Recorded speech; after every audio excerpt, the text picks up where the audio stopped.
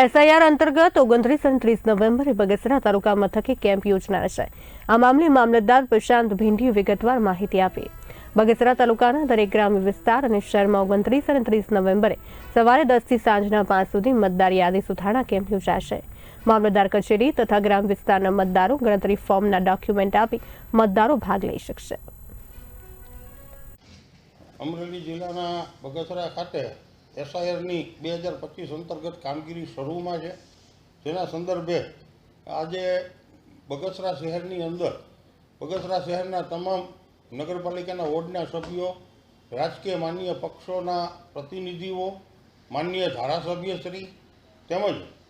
અલગ અલગ સંસ્થાઓના આગેવાનોને સાથે રાખી અને એક બેઠક યોજવામાં આવેલી હતી, જેમાં આગામી તારીખ 29 અને 30ના રોજ ખાસ ઝુંબેશ સ્વરૂપે અમે જે બીએલઓ મારફત ઘરે ઘરે ફોર્મ્સ ચકાસણીના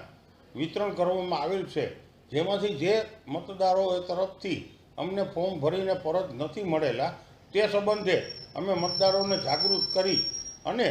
તેમને જે કાંઈ મદદની જરૂર હોય તે મદદ પૂરી પાડવા અને મામલતદાર કચેરી બગસરા ખાતે મામલતદાર કચેરીનો તમામ સ્ટાફ તેમજ પ્રાંત કચેરીનો તમામ સ્ટાફ શનિ રવિમાં આખો દિવસ બેસી અને અમે આ ફોર્મ સ્વીકારવાની કામગીરી કરવામાં આવનાર છે।